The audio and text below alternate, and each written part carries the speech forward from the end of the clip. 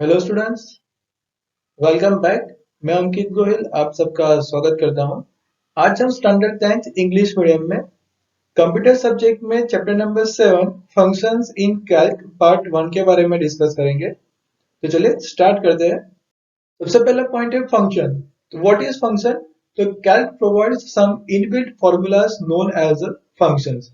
जो कैल्क के अंदर इनबिल्ट फॉर्मूलाज जो होती है उसको हम यहाँ पे फंक्शन के नाम से जानेंगे, कि जहाँ पे हमें सीधा फॉर्मूला ही सिलेक्ट करना है और जो भी आर्ग्यूमेंट्स होगी वो आर्ग्यूमेंट सिर्फ हमें ऐड करना पड़ेगा, तो उसको हम यहाँ पे फंक्शन के नाम से जानेंगे। Calc provides built-in standard functions for mathematical, logical, statistical, date and time, financial and other calculations on numbers and tags। तो कैल के अंदर इनबिल्ट फंक्शंस कौन कौन से हैं? तो सबसे पहला mathematical, logical, statistical, date and time, financials, ऐसे बहुत सारे फंक्शंस कैल्क के अंदर अवेलेबल है कि जिस फंक्शंस का यूज कर कर हम यहाँ पे नंबर एंड टैक्स के ऊपर कोई ना कोई ऑपरेशन या फिर कैलकुलेशन हम यहाँ पे कर सकते हैं। Rules for writing functions in Calc. Calc के अंदर फंक्शंस को राइट करने के लिए या फिर लिखने के लिए कुछ रूल्स है, वो रूल्स देखें हम। सबसे पहला है a function in Calc begins with an equal sign, यानी कि आप जो भी फंक्शंस या फॉर्मूलाज आप कैल्क के अंदर यूज कर रहे हो उसको यहाँ पे इज इक्वल टू सिंबल से स्टार्ट करना है, यानी कि सबसे पहला इज इक्वल टू साइन आएगा, followed by a function name. फिर इज इक्वल टू साइन के बाद आपको वहां पे फंक्शन का नाम लिखना है, और वो जनरली यहाँ पे वो कैपिटल लेटर्स या फिर आप स्मॉल लेटर में भी लिख सकते हो, मगर इट्स अ बेटर वे कि आप वहां पे कैपिटल लेटर्स में लिखो। And one or more argument specified in its bracket. और जो भी फंक्शन होगा वो फंक्शन के ब्रैकेट के अंदर आपको जो भी आर्ग्यूमेंट पास करनी हो वो आर्ग्यूमेंट आप यहाँ पे ब्रैकेट के अंदर लिख सकते हो। An argument is information passed to a functions to specify the behavior of a functions। तो जो भी आप आर्गुमेंट पास कर रहे हो फंक्शन के अंदर वो एक इंफॉर्मेशन है कि जो फंक्शंस को बताती है कि आपको किस हिसाब से या फिर कितना आपको काम करना है। The arguments can be a value, an address of a cell, text, a constant or one or more functions। तो आर्ग्यूमेंट के अंदर आप यहाँ पे कोई भी वैल्यू दे सकते हो या फिर पर्टिकुलर कोई सेल का एड्रेस आप ले सकते हो, कोई भी टेक्स्ट हो सकती है या फिर कोई कांस्टेंट वैल्यू हो सकती है या फिर कोई और एक फंक्शन भी हो सकता है कि आप फंक्शन के अंदर किसी और फंक्शन का यूज करके भी अगर आपको आउटपुट लेना हो तो आप वहां पे आउटपुट ले सकते हो। तो आप आर्ग्यूमेंट के तौर पर आप इनमें से कोई भी चीज का वहां पे यूज कर सकते हो।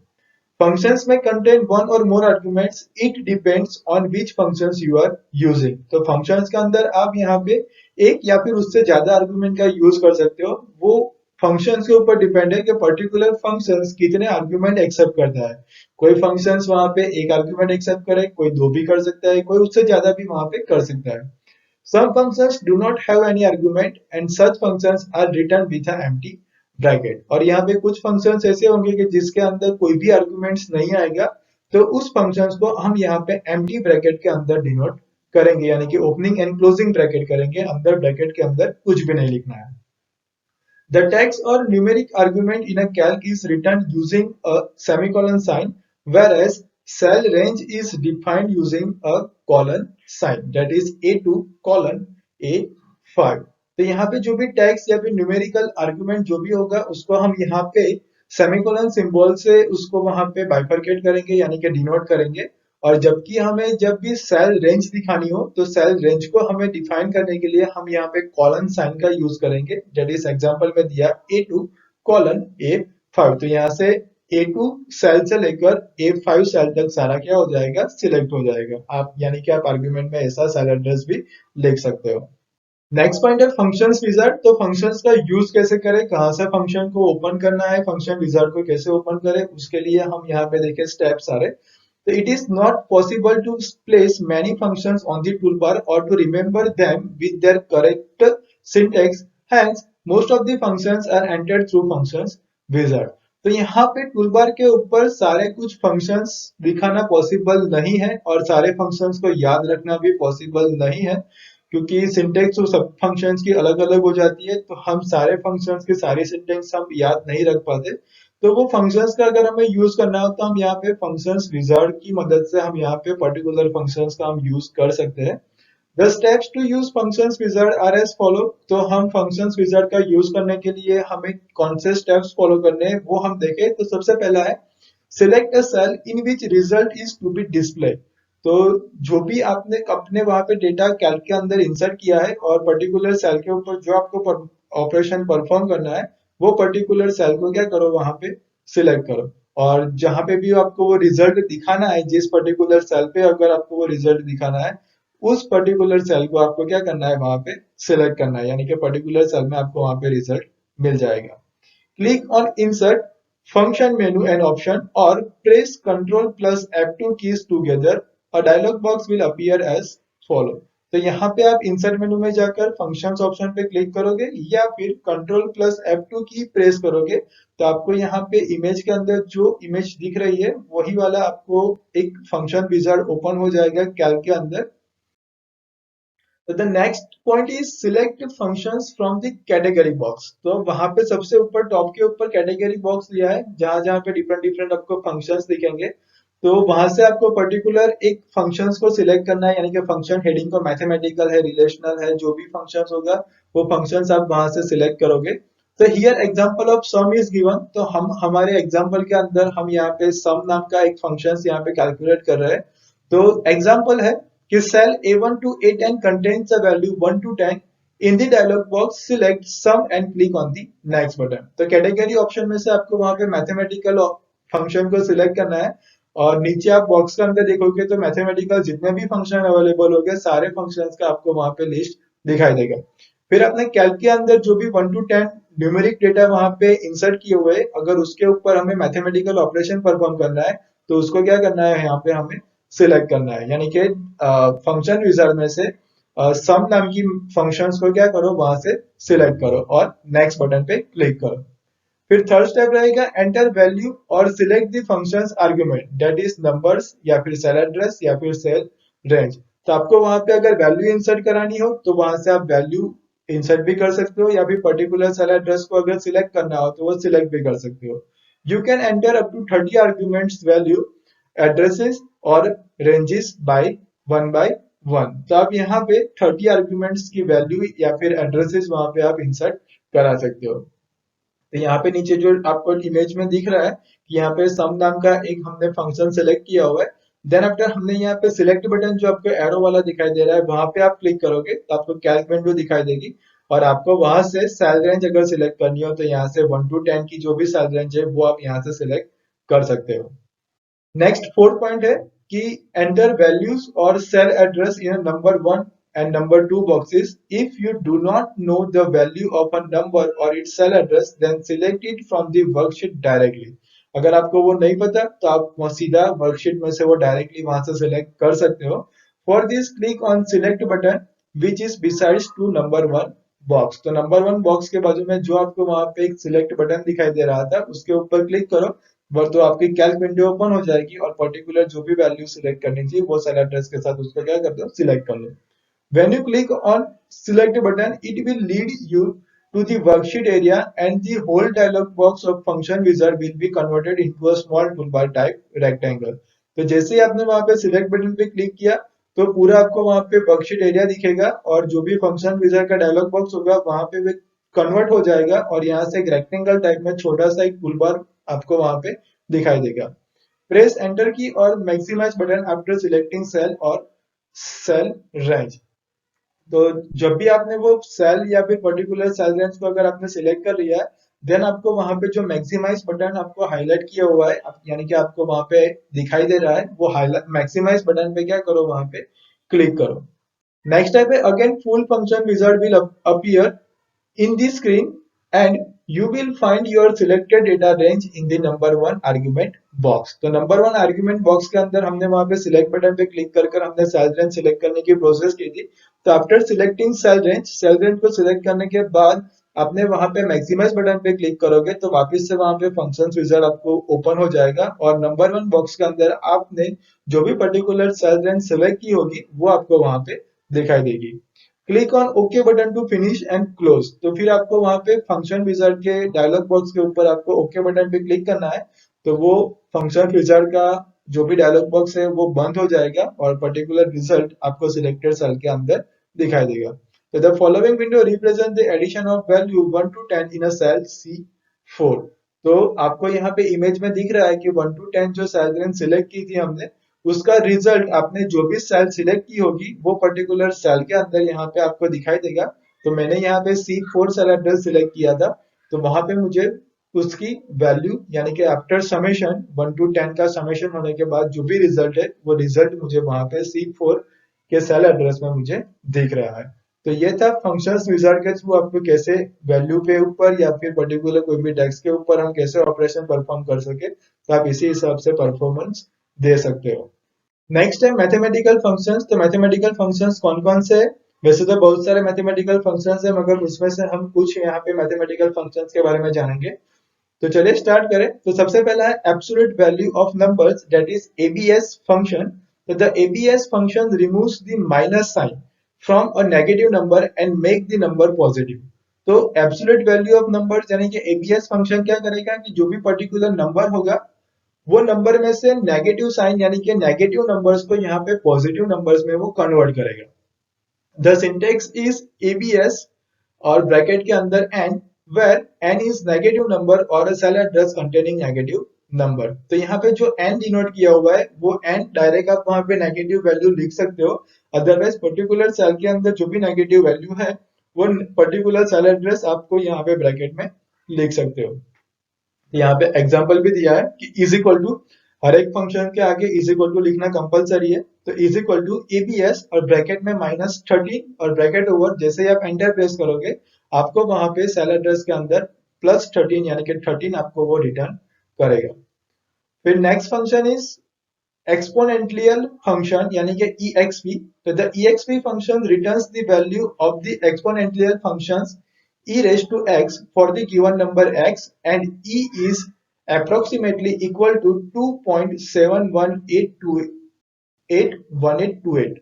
The syntax is equal to exp bracket में n, where n is a number or a cell address। तो यहाँ पे भी सेम, जो भी n की वैल्यू है वो पर्टिकुलर कोई भी एक नंबर हो सकता है या फिर पर्टिकुलर कोई भी सेल एड्रेस। यहाँ पे एग्जांपल में है कि इज इक्वल टू exp और ब्रैकेट में यहाँ पे 1 लिखा, तो हमें वहां पे रिटर्न में मिलेगा 2.72 या फिर 2.71821 एक्सेट्रा, वहां पे वो हमें रिजल्ट मिल जाएगा।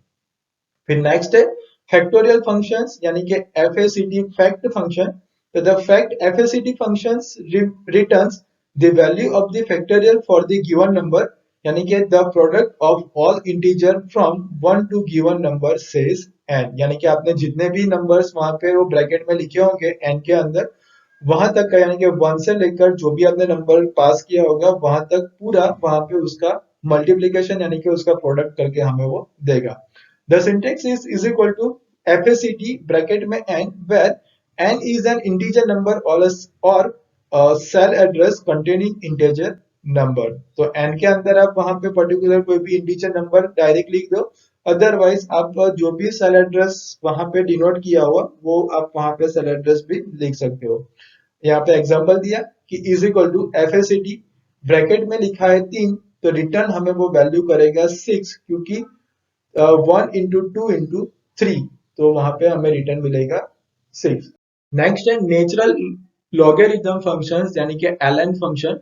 The ln function returns the value of the natural logarithm for the given positive numbers. The syntax is ln bracket में n, where n is a positive number और सेल एड्रेस। तो आप यहाँ पे n की value जो भी है वो आप यहाँ पे पॉजिटिव नंबर ले सकते हो या फिर पर्टिकुलर सेल एड्रेस ले सकते हो।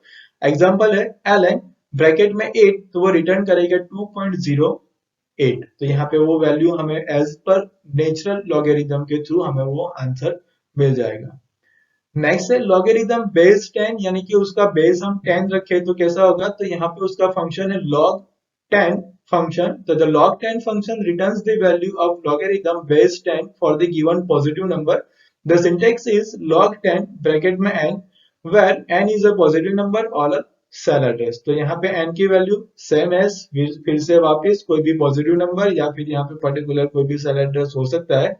एग्जांपल है is equal to log 10 bracket में हमने यहाँ पे डायरेक्ट वैल्यू लिख दी 6, तो वो रिटर्न करेगा 0.77। तो जो भी जिसका बेस 10 के मुताबिक जो भी वैल्यूज आएगी वो वैल्यू यहाँ पे आपको रिटर्न करेगा। फिर है पावर फंक्शंस, तो वहां पे उसका नाम पावर फंक्शन ही रहेगा। तो the power function returns the number raise to the given power. The syntax is equal to power bracket में n सेमीकोलन पावर, यानी कि पर्टिकुलर आपको कोई एक नंबर देना है और पर्टिकुलर नंबर की कितनी पावर रखनी है वो आप यहाँ पे बाइफरकेट दोनों कर सकते हो। यानी कि पावर फंक्शन के अंदर आप यहाँ पे दो आर्ग्यूमेंट पास करोगे। अभी तक जितने भी फंक्शंस देखे सबके अंदर हमने एक ही आर्ग्यूमेंट वहां पे पास की थी। तो where n is a positive number और अ सेल एड्रेस, तो यहाँ पे n की वैल्यू में आप यहाँ पे कोई भी पॉजिटिव नंबर ले सकते हो या भी पर्टिकुलर कोई भी सेल एड्रेस ले सकते हो। And power is a positive number और अ सेल एड्रेस ऑल्सो, तो यहाँ पे पावर में भी आप यहाँ पे कोई भी पॉजिटिव नंबर या फिर पर्टिकुलर कोई भी सेल एड्रेस यहाँ पे ले सकते हो। एग्जाम्पल है पावर फंक्शन का कैसे यूज करते हैं, तो वहां पे लिखा है is equal to power bracket में 10, यानी कि हमारा कोई एक पॉजिटिव नंबर है, फिर उसको सेमीकोलन से अलग किया यानी कि दूसरी आर्गुमेंट पास करी और वहां पे लिखा हमने 3, तो वो रिटर्न करेगा हमें 1000, क्योंकि 10 रेज टू 3 हो जाएगा, यानी कि फर्स्ट नंबर हमारा कोई भी एक इंटीजर नंबर हो जाएगा।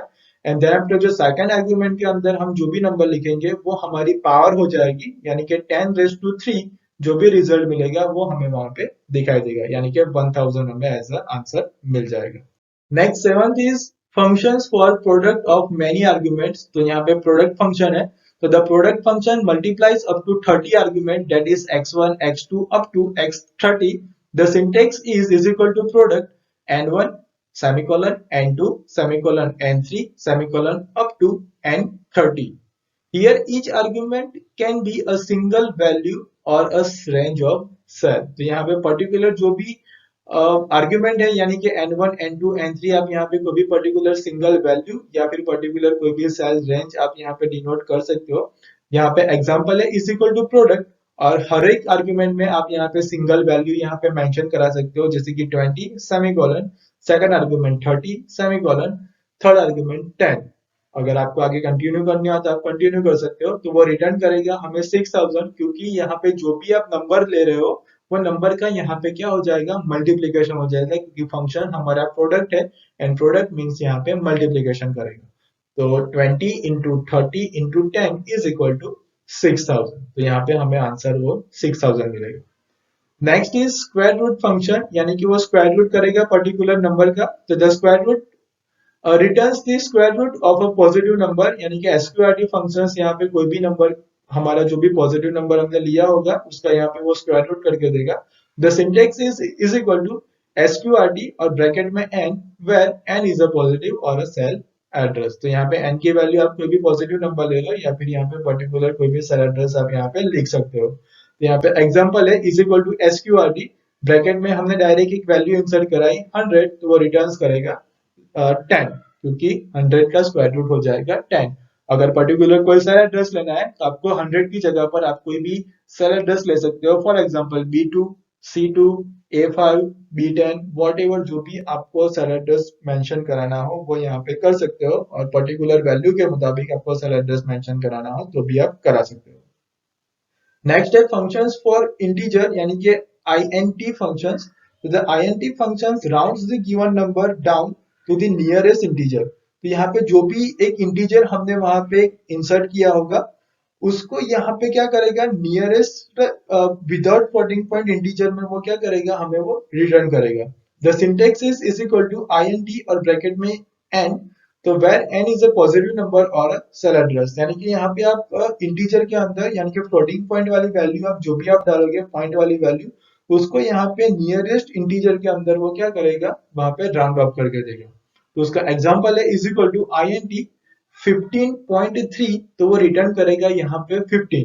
एंड इज इक्वल टू दूसरा एग्जांपल है INT 15.8 ऑल्सो रिटर्न्स 15, क्योंकि यहाँ पे नियरेस्ट इंटीजर जो भी आगे वाला जो होगा उसके मुताबिक वो क्या करेगा, जो भी इंटीजर है उसके अंदर वो क्या करेगा, वहां पे वो कंटिन्यू करेगा, यानी कि पॉइंट सिर्फ हटाएगा, ये राउंड ऑफ नहीं कर रहा, सिर्फ पॉइंट की जो भी वैल्यू होगी वो हटाकर हमें जो भी इंटीजर आगे है वो वैल्यू हमें वो क्या करेगा, रिटर्न करेगा, यानी कि राउंड ऑफ नहीं करता। फिर नेक्स्ट है फंक्शन फॉर राउंडिंग वैल्यूज, तो यहाँ पे हम राउंड फंक्शन का यूज कर पर्टिकुलर वैल्यूज को राउंड करा सकते हैं। The round functions rounds the given number to the specified places, यानी कि हम पर्टिकुलर जो भी नंबर इंसर्ट किया होगा वो कितने प्लेस तक आपको वहां पे वो राउंड ऑफ करना है उसका हम यहाँ पे राउंड फंक्शन के थ्रू उसको हम राउंड ऑफ कर सकते हैं। The syntax is equal to round और ब्रैकेट के अंदर number semicolon number underscore digit. तो यहाँ पे दो आर्गुमेंट पास किए हमने। तो where first argument is number on which rounding is to be perform, यानी कि हमने जो वैल्यू इंसर्ट की होगी वो वैल्यू यहाँ पे सबसे पहले आर्गुमेंट में देनी है, यानी कि हमें जिसको राउंड ऑफ करना है वो यहाँ पे फर्स्ट आर्गुमेंट में आएगा। And the second is number of decimal digits to be rounded. तो यहाँ पे कितने डेसिमल डिजिट तक आपको वो राउंड करना है वो आपको यहाँ पे नंबर अंडरस्कोर डिजिट आर्गुमेंट के अंदर आपको वहां पे लिखना है। तो यहाँ पे एग्जांपल में देखें तो यहाँ पे फर्स्ट एग्जांपल है कि is equal to round, value हमने यहाँ पे इंसर्ट कराई 45.345, यानी कि ये हमारी एक वैल्यू है, यानी कि मेरा फर्स्ट आर्गुमेंट। और सेकंड आर्गुमेंट के अंदर यहाँ पे इंसर्ट किया है 1, तो वो हमें राउंड ऑफ करना है 1 डिजिट तक, तो हमें वो रिटर्न करेगा 45.3 and rest of the decimal numbers are skip. Okay, फिर second one is equal to round 45.347 semicolon, और सेकंड आर्गुमेंट में अंदर हमने लिखा 2, तो वो रिटर्न करेगा 45.35। यहाँ पे 35 रिटर्न क्यों किया, क्योंकि हमारा जो थर्ड नंबर है यानी कि पॉइंट के बाद वो 3477 जो है वो यहाँ पे 0.5 से ज्यादा वैल्यू हो जाएगी, तो वो हमें क्या करेगा एक नंबर आगे की वैल्यूज में वो प्लस करके देगा जो हमारा मैथमेटिकल रूल्स है उसके मुताबिक। तो यहाँ पे हमें रिजल्ट मिलेगा 45.35। So here 2 is given as a number underscore digit, so it should be 45.34, but since the third digit is greater than 5, so 34 is rounded by 1 and become 35, क्योंकि वो तीसरा डिजिट जो हमारा है वो 5 से ज्यादा है, तो वो क्या करेगा +1 ऐड करेगा, यानी कि 34 की जगह पर हमें वहां पे वो 35 आंसर मिलेगा। And the third example is equal to round 45.693, और आर्ग्यूमेंट के अंदर हम सेकंड आर्ग्यूमेंट में हम वहां पे 0 लिख रहे हैं, यानी कि हमें कोई भी नहीं चाहिए पॉइंट के बाद की वैल्यू, तो वो हमें रिटर्न करेगा 46, क्योंकि सेम रूल्स यहीं पे लागू पड़ेगा, क्योंकि 693 जो भी है वो 0.5 से ज्यादा रहेगा, तो वो क्या करेगा +1 आगे के डिजिट में वो क्या कर देगा ऐड कर देगा। तो here 0 is given as a number underscore digit, that means the value is to be rounded by 0, यानी कि वैल्यू को हम यहाँ पे 0 के मुताबिक यहाँ पे राउंड करना है। It should be 45, but the value after the digit is higher than 5, यानी कि 0.693 है, यानी कि 0.5 से ज्यादा है, so it has become 46। तो 0.5 से ज्यादा अगर वैल्यू हो जाती है तो उसको हम क्या करेंगे +1 ऐड कर कर वो एक नंबर हम आगे डिस्प्ले कराएंगे। Next is round up function. So the round up function works same as a round function, but it rounds up the given number towards the higher end. यानी कि राउंड अप फंक्शन सेम काम करेगा round up function के जैसा, मगर यहाँ पे जो भी नंबर हमने राउंड अप फंक्शन में दिया होगा वो यहाँ पे पर्टिकुलर नंबर का जो भी हायर एंड होगा उसके मुताबिक वो पर्टिकुलर नंबर को क्या करेगा हायर एंड के मुताबिक वो यहाँ पे राउंड अप करेगा। तो यहाँ एग्जांपल में देखें is equal to round up, bracket में हमने लिखा 45.345 सेमीकोलन, और दूसरी आर्गुमेंट हमने यहाँ पे पास करी 1, तो वो रिटर्न करेगा वैल्यू हमें 45.4, क्योंकि वो यहाँ से क्या करेगा एक डिजिट को वहां से हटाएगा और उसके आगे के में नंबर में यानी कि हायर एंड के मुताबिक वो हमें क्या करेगा एक वैल्यू वहां पे ऐड करके देगा, डेट मीन्स वो हमें आंसर में देगा 45.4, क्योंकि जो भी नंबर है वो हायर एंड के मुताबिक वो हमें राउंड ऑफ कर रहा है, that's why। Next, round down functions. So the round down functions work same as a round function, but it round up the given number towards the lower end। यानी कि round up का reverse functions काम करेगा, यानी कि round up में वो higher end की तरफ वो round up करता था, और ये round down के अंदर वो जो lower end होगा उसके मुताबिक वो क्या करेगा वैल्यू को राउंड डाउन करेगा। यानी कि उसका एग्जांपल है is equal to round down, और ब्रैकेट में हमने लिखा 45.345 और दूसरी आर्गुमेंट में हमने वहां पे 1 लिखा, तो वो रिटर्न करेगा 45.3, क्योंकि वो जो जो लोअर एंड होगा उसके मुताबिक वो हमें क्या करता है राउंड डाउन करेगा, दैट्स वाई हमें आंसर में सिर्फ मिलेगा 45.3, यानी कि कोई भी +1 ऐड वहां पे नहीं करना है, क्योंकि लोअर एंड के मुताबिक वो राउंड डाउन करता है। Next function is function for the truncations, यानी कि trunc function। तो the truncate function chops off the fractional part of a given number, leaving some digits after the decimal point if specified, that means it simply cuts off the specified part। तो यहाँ पे जो भी आपको number दिया है और वो पर्टिकुलर नंबर को आपको पर्टिकुलर डिजिट्स के बाद अगर आपको वो नहीं चाहिए तो वो उतने क्या करेगा, कट कर देगा। यानी कि आपने पासिंग नंबर यानी कि सेकंड आर्गुमेंट के अंदर जो भी आपने वैल्यू डाली होगी तो पॉइंट के बाद उतनी वैल्यूज वो कंसीडर करेगा एंड देन आफ्टर सारी वैल्यूज वो क्या कर देगा, कट कर देगा। तो the syntax is equal to trunc और ब्रैकेट में दो आर्गुमेंट हमने पास करना है। First one is number and the second one is number underscore digits where first argument a number having a fractional part, यानी कि जो भी नंबर आर्गुमेंट है उसके अंदर हमें वहां पे फ्रैक्शनल पार्ट लिखना है। हमें जो भी वैल्यू है वो हमारी वैल्यू का फ्रैक्शनल पार्ट यहाँ पे हम लिखेंगे। And the second argument is number of digits to be cut down from the fractional part of a number. और जो सेकंड आर्गुमेंट है नंबर अंडरस्कोर डिजिट, उसके अंदर हम पर्टिकुलर एक नंबर पास करेंगे कि जो फ्रैक्शनल पार्ट में कौन से नंबर के बाद हमें सारे कट ऑफ करने हैं, तो वो हम यहाँ पे डिनोट करेंगे। एग्जाम्पल है तो सबसे पहला एग्जाम्पल देखें कि is equal to trunc, bracket में हमने लिखा 1.239 और दूसरे आर्ग्यूमेंट में हमने यहाँ पे 2 लिखे। तो यहाँ पे पॉइंट के बाद हमें 2 डिजिट दिखेंगे एंड देन आफ्टर जो भी तीसरा डिजिट है वो यहाँ पे स्किप हो जाएगा, यानी कि हमें आंसर में मिलेगा 1.23 एंड डिजिट 9 इज लॉस्ट, क्योंकि हमने वहां पे सेकंड आर्गुमेंट में 2 ही लिखा था इसके लिए। फिर दूसरा एग्जांपल है is equal to trunc 12.5 returns 12। तो हमने यहाँ पे सिर्फ एक ही आर्गुमेंट लिखा है, दूसरा आर्गुमेंट हमने नहीं लिखा कि हमने कितना कट ऑफ करना है।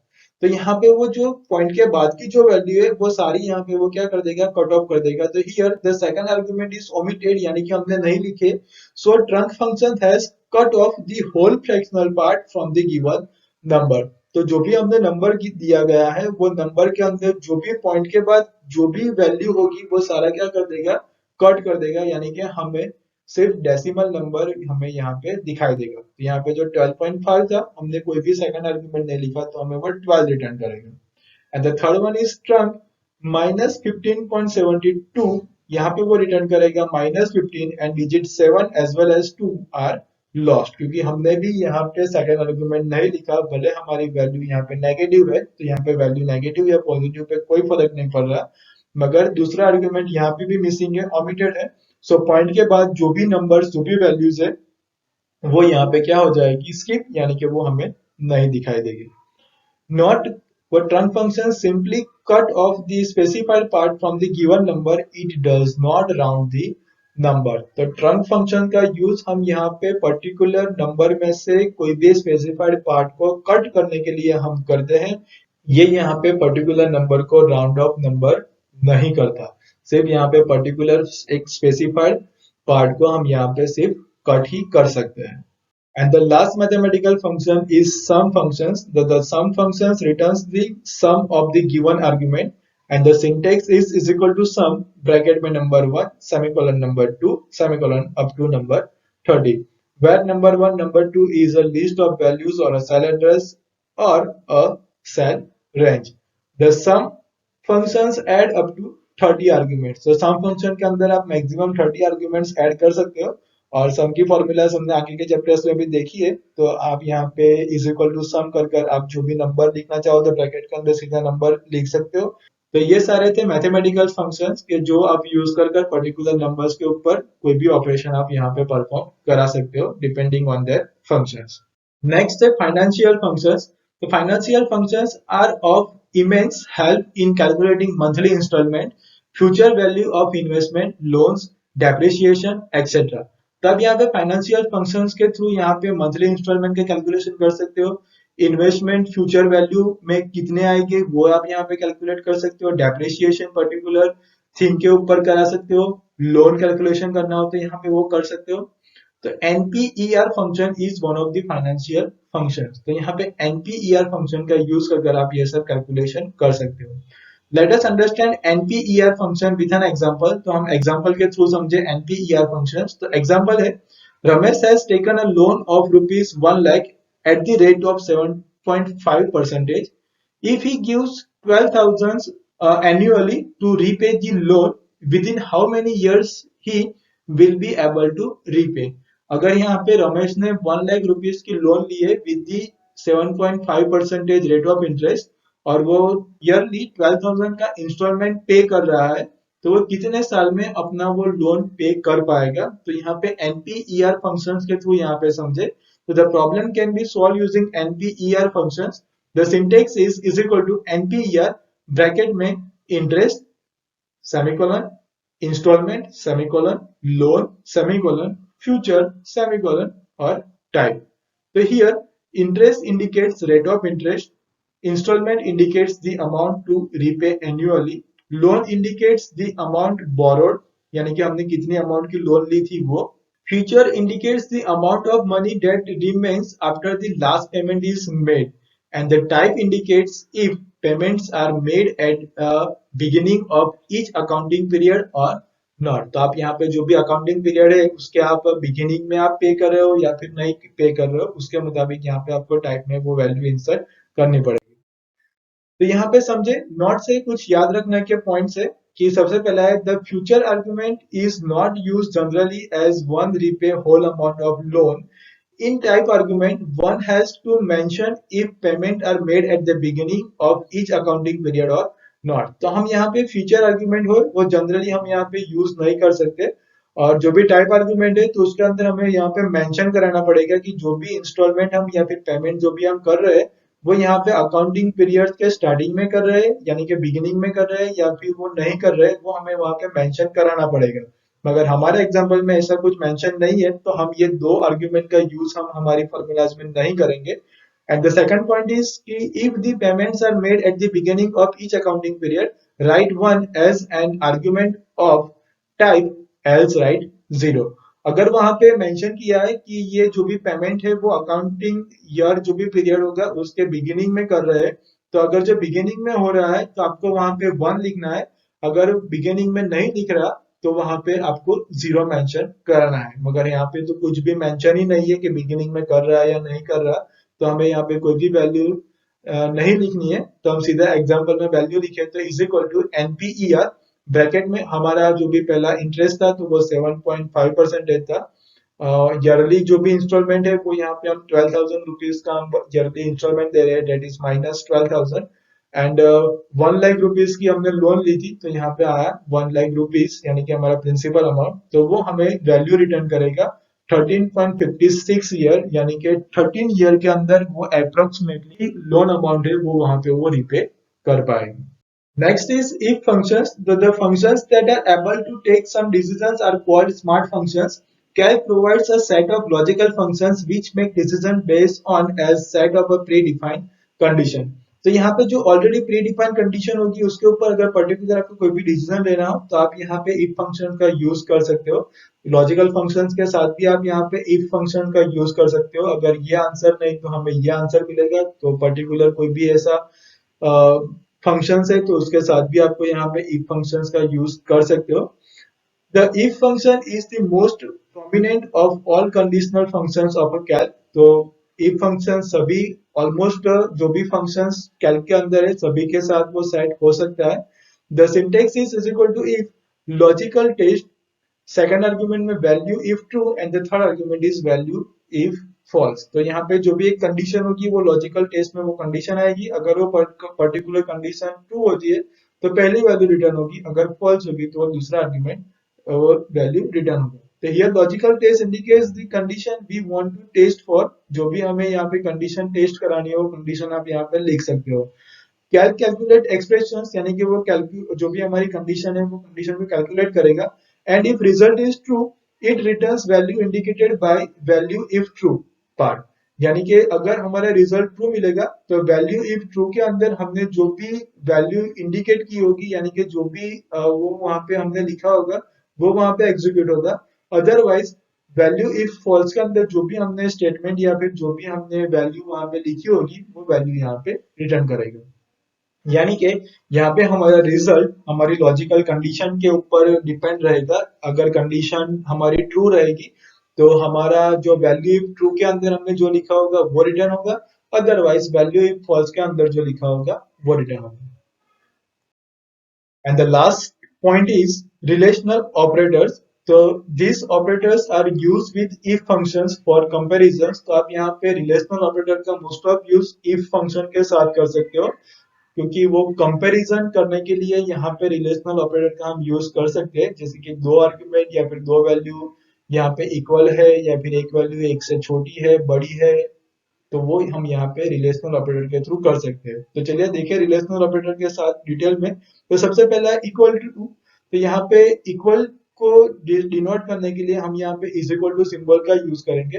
तो check if both the operands are equal, तो यहाँ पे दो वैल्यू या फिर दो ऑपरेंड सेम है या नहीं वो चेक कराने के लिए हम यहाँ पे इक्वल टू सिंबल का यूज करेंगे। फिर है लेस देन, तो उसके लिए लेस देन सिंबल का use. Check if first operand is less than the second one, यानी कि पहला ऑपरेंड दूसरे ऑपरेंड से छोटा है या नहीं वो हम चेक कर सकते हैं। फिर है ग्रेटर देन, तो ग्रेटर देन सिंबल का यूज करेंगे। तो check if first operand is greater than the second one, यानी कि हमारा जो फर्स्ट ऑपरेंड है वो दूसरे ऑपरेंड से बड़ा है कि नहीं वो हम यहाँ पे चेक कर सकते हैं। Less than or equal to, तो यहाँ पे less than equal to symbol का यूज कर सकते हैं। Check if first operand is less than or equal to the second one, यानी कि जो फर्स्ट ऑपरेंड है वो दूसरे ऑपरेंड से छोटा या फिर उसके बराबर है वो हम चेक कर सकते हैं। और greater than or equal to, तो ग्रेटर देन इक्वल टू का सिंबल यूज कर सकते हैं कि check if the first operand is greater than or equal to the second one. And not equal to के लिए हम यहाँ पे less than greater than symbol का यूज कर सकते हैं कि check if the both operands are not equal. तो यहाँ पे सिर्फ नॉट इक्वल टू के लिए सिंबल अलग रहेगा, बाकी के लिए सबके लिए कॉमन सिंबल है कि equal to, less than, greater than, less than equal to, greater than equal to. सिर्फ नॉट इक्वल टू के लिए आप यहाँ पे less than greater than symbol का यहाँ पे साथ में यूज कर सकते हो, जिसके थ्रू हम यहाँ पे पर्टिकुलर दो ऑपरेंड या फिर दो वैल्यू इक्वल है या नहीं वो हम यहाँ पे चेक करा सकते हैं with the help of if condition. तो ये था आपका फर्स्ट पार्ट चैप्टर नंबर 7 का, कि जिसके अंदर हमने मैथमेटिकल फंक्शंस देखे, लॉजिकल फंक्शंस के बारे में हमने देखा, इफ फंक्शन के बारे में देखा, एंड लास्ट रिलेशनल ऑपरेटर के बारे में हमने डिस्कस किया। और फंक्शंस विजार्ड के बारे में देखा कि जिसके अंदर हमें पर्टिकुलर कोई भी फॉर्मूलाज के बारे में नहीं पता तो हम वो पर्टिकुलर फंक्शंस विजार्ड पे जाकर सर्च कर पर्टिकुलर फंक्शंस के बारे में और फॉर्मूला के बारे में कितने आर्गुमेंट्स है, कौन सी फॉर्मूला यूज कर सकते हैं, वो सारा हम वहाँ पे फंक्शंस विजार्ड में से जाकर देख सकते हैं। चैप्टर नंबर 7 के दूसरे पार्ट के साथ हम जल्दी मिलेंगे, तब तक goodbye, take care and thank you all.